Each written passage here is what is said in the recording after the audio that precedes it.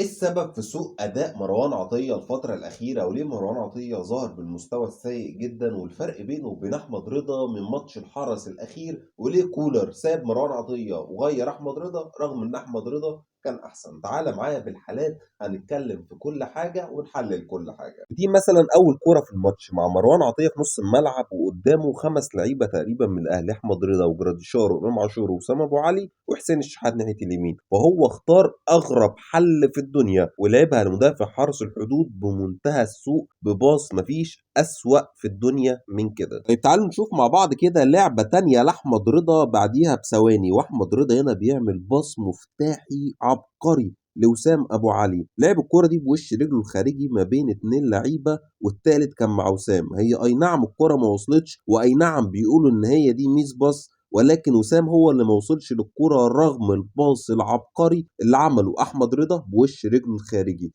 فهنا حد يرد عليا، هل دي تتحسب ميس باص ولا لا؟ الكرة دي والهجمة دي من أكتر الكرات اللي تعرفك إن أحمد رضا ده رقم 6 زي ما الكتاب بيقول. هنا رامي ربيعة دبسه ولكن هو من لمسة واحدة يطلع بالكورة بشكل صحيح جدا على هاني رغم إنه مضغوط عليه ب3 لعيبة من الحرس حرفيا، فجه هاني هنا مش عارف يتصرف برضه، يعمل إيه يعمل إيه يعمل إيه. شوف أحمد رضا هنا اتحرك له تاني في المساحة الفاضية، عمل سكاننج، بص على المهاجم اللي على يمينه واللي على شماله زي ما انت شايف كده، وبعد كده طلب الكوره، هاني لعب له الكوره طلع بيها احمد رضا من لمسه واحده برضه لمروان عطيه زي ما الكتاب بيقول واحسن. وقف رضا بقى وقال لك خلاص كده انا دوري خلص؟ لا، شوف رضا وتحركه في المساحه في نص الملعب لحد ما وصل على حدود ال 18 وسد التسديده، اي نعم مر بجوار القائم ولكن محاوله جيده. هنا بقى تعالى شوف مروان عطيه وخروجه بالكوره عامل ازاي. مروان عطيه في الكوره ديت رغم انه مش مضغوط عليه ومفيش اي حاجه، استلم الكوره المفروض يلعبها هنا لهاني كاي بني ادم طبيعي عشان يطلع الباك اليمين بتاعه، لا راح لافف ورجع لعب الكوره لرامي ربيعه تاني اكن الكوره لقدام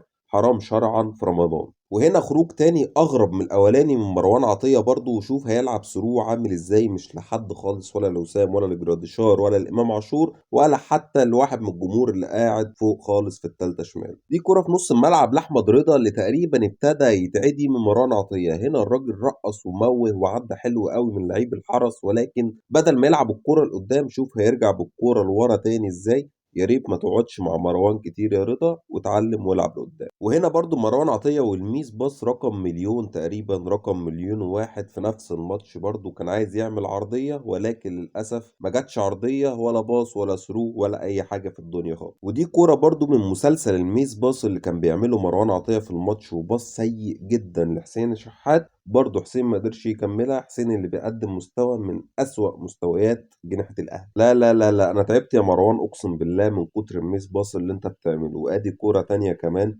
حاجة تجيب حموضة للأسف من مروان عطية في ماتش حرس الحدود، وعشان كده كولر كرمه وخلاه الشوط التاني. بس خلاص أنا مش هتكلم، أكيد أنت عرفت لوحدك. ميس باص جديد من مروان عطية، كان عايز يلعب كورة كريمة دبيس ولكن للأسف طلع الكورة لمدافع الحرس. خد بس هقول لك رضا برضو ما كانش افضل حاجه في الماتش ده وما كانش في افضل حالاته، يعني كان بيعمل ميس باص برضو زي الكوره دي لحسين الشحات كده، ولكنه كان افضل من مروان ويستحق ان هو يلعب الشوط الثاني مش يتبدل ومروان يفضل في الملعب. وانا هنا مش بتكلم بسوق صوره مروان عطيه خالص خالص خالص، مروان عطيه لعيب كبير جدا فنيا، ولكن انا نفسي يرجع مروان عطيه اللي كان في الاتحاد واللي كان لسه جاي من الاهلي مقدم ماتشات كبيره، ولكن الراجل استهلك بدنيا محتاج يريح شويه، وعندك بديل كويس زي احمد رضا وبديل برضه مش وحش زي كوكا، تقدر تلعبهم في مراكزهم وتريح مروان شويه ويروح الراجل يعمل العمليه اللي عايز يعملها.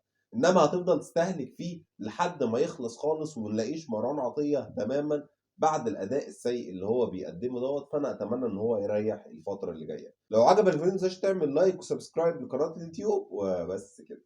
سلام.